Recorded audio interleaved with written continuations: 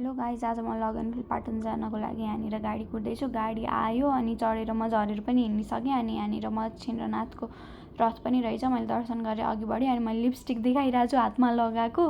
मैले आज किनेको थिएँ घरमा भएको सेट लिएर। अनि कुर्दै कुर्दै चेक गरेँ लिएको थिएँ। अनि म यता पाटन आएर बसेँ, एकैछिन मजाले बसेँ। कति धेरै सामानहरू थियो कि मसँग। अनि मैले फोटो भिडियोहरू लिएँ, आफ्नो पनि लिएँ।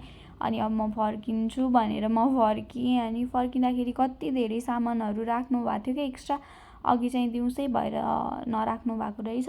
अनि कति धेरै भिड पनि थियो, तर मलाई त साँझ परिसक्यो, अब म छिटो फर्किनुपर्छ भनेर म कुदि नै रहेको थिएँ कि। अनि यहाँनिर चाहिँ कति नै धेरै नै भिड थियो कि। अनि यो दुईवटा दाइ दिदी चाहिँ कति धेरै माथिदेखि तलसम्म नै मेरो अघि अघि हुनुहुन्छ कि।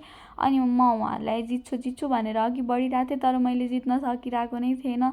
अनि बिचमा चाहिँ जितेँ भन्ने भइरहेको थियो, तर फेरि आउनु भयो कि। अनि मैले चाहिँ धेरै सामान बोकेको भएर होला मलाई चाहिँ अलि गाह्रो भइरहेको थियो हिँड्न पनि।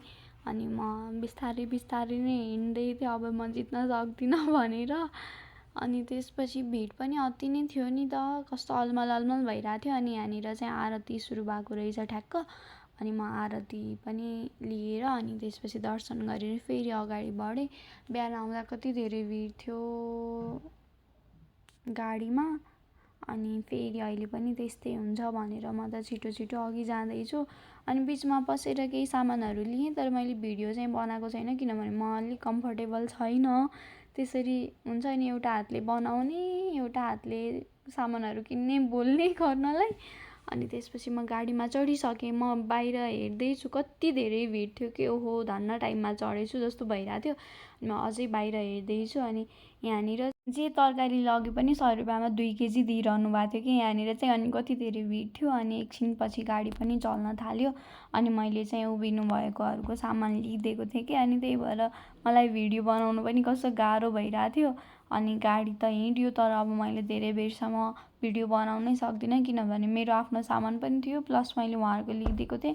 त्यही भएर मेरो हात गलिरहेको थियो। अनि बिचमा बाटोमा जाँदाखेरि त यति धेरै पानी पर्यो, यति ठुलो हावाहुरी चल्यो नि। अनि म त झरेर हिँड्दाखेरि मलाई हावाले पनि उडाइरहेछ कि यहाँ, धन्न नउडेको म आज। अनि त्यसपछि पानी पनि कति ठुलो परेको थियो। अनि अब चाहिँ म भिडियो इन्ड गर्छु। बाई, फेरि भेटौँला।